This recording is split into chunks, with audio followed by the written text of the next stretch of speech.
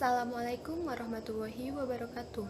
Perkenalkan, saya Rosi Agustin, mahasiswa semester 6, program studi S1 Akuntansi, Fakultas Ekonomika dan Bisnis Universitas Muhammadiyah Pekajangan Pekalongan.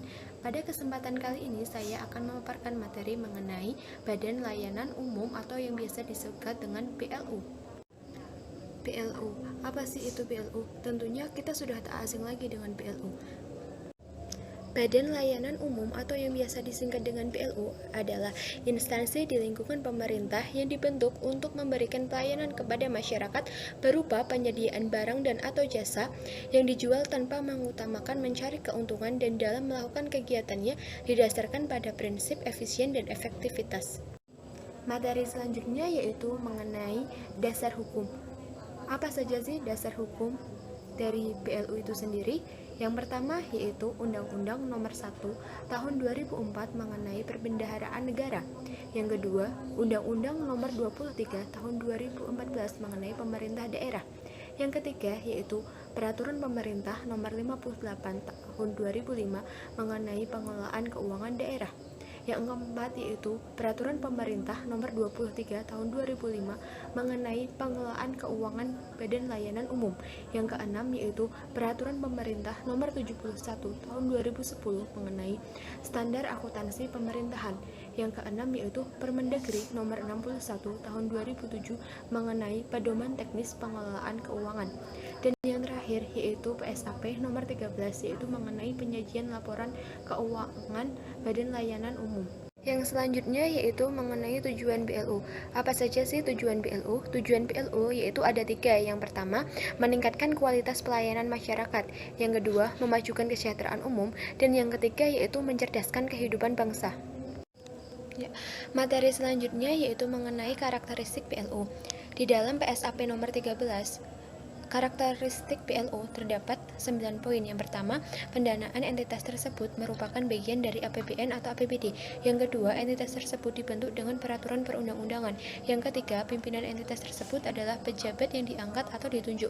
Yang keempat, yaitu entitas tersebut membuat pertanggungjawaban baik langsung kepada akuntansi atau entitas pelaporan yang membawahinya dan secara tidak langsung yaitu kepada wakil rakyat sebagai pihak yang menyetujui anggaran. Yang kelima, yaitu mempunyai kewenangan dalam pengelolaan keuangan antara lain penggunaan pendapatan, pengelolaan kas, investasi dan pinjaman sesuai dengan ketentuan. Yang keenam yaitu memberikan jasa layanan kepada masyarakat atau pihak ketiga. Yang ketujuh yaitu pengelolaan sumber daya yang terpisah dari entitas akuntansi atau entitas pelaporan yang membawahinya. Yang kedelapan yaitu mempunyai pengaruh signifikan dalam pencapaian program pemerintah. Dan yang terakhir yaitu laporan keuangan Badan Layanan Umum diaudit dan diberi opini oleh auditor eksternal. Kemudian materi selanjutnya yaitu mengenai fleksibilitas Badan Layanan Umum. Badan Layanan Umum itu berbeda dengan SKPD. Dan Badan Layanan Umum mempunyai fleksibilitas atau keluasan di dalam mengatur keuangannya. Yang pertama yaitu pendapatan dapat digunakan langsung, namun melakukan pengesahan ke KPPN apabila Badan Layanan Umum itu berada di tingkat pusat dan ke DPRD apabila Badan Layanan Umum terdapat pada tingkat daerah.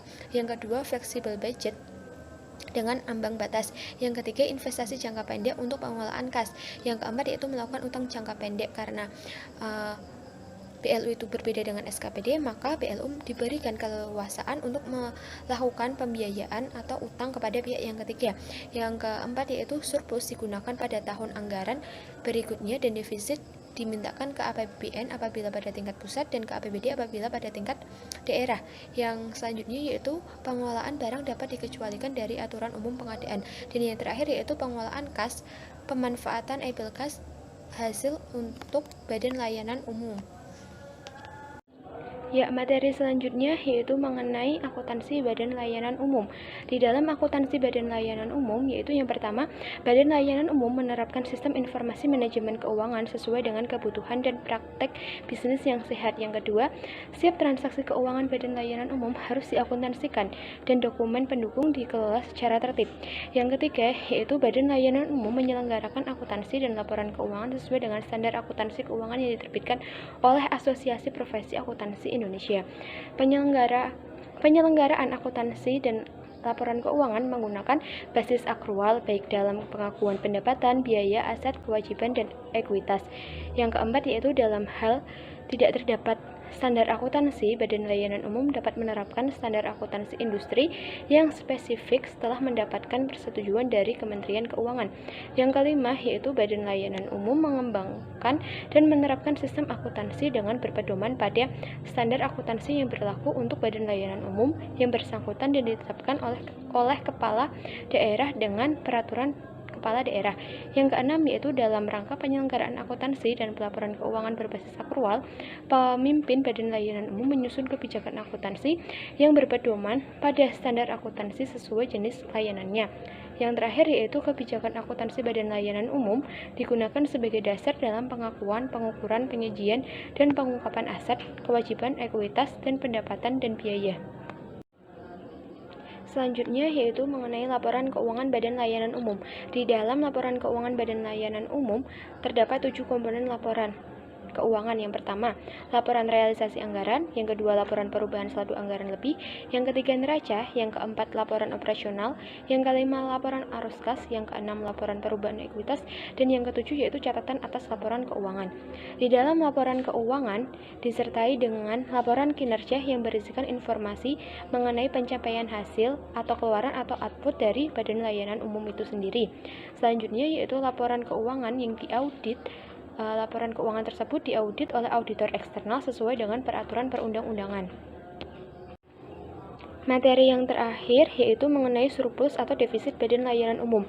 Surplus anggaran Badan Layanan Umum dapat digunakan dalam tahun anggaran berikutnya, kecuali atas perintah Menteri Keuangan atau Gubernur atau Bupati atau Wali Kota sesuai dengan kewenangannya, disetorkan sebagian atau seluruhnya ke kas umum negara atau daerah dengan mempertimbangkan posisi likuiditas Badan Layanan Umum. Defisit anggaran Badan Layanan Umum dapat diajukan dalam tahun anggaran berikutnya, yaitu dengan Menteri Keuangan atau PPKD dapat mengajukan anggaran untuk menutup defisit pelaksanaan anggaran Badan Layanan Umum dalam APBN atau APBD tahun berikutnya. Surplus Badan Layanan Umum yaitu selisih lebih antara pendapatan dengan belanja dihitung dari laporan keuangan operasional. Surplus diestimasikan dalam RBA tahun berikutnya untuk disetujui. Sedangkan defisit Badan Layanan Umum yaitu selisih kurang antara pendapatan dan belanja Badan Layanan Umum. Sekian materi yang dapat saya sampaikan. Semoga bermanfaat bagi kalian semua. Kurang lebihnya mohon maaf. Billahi fisabilil haq, fastabiqul khairat. Wassalamualaikum warahmatullahi wabarakatuh.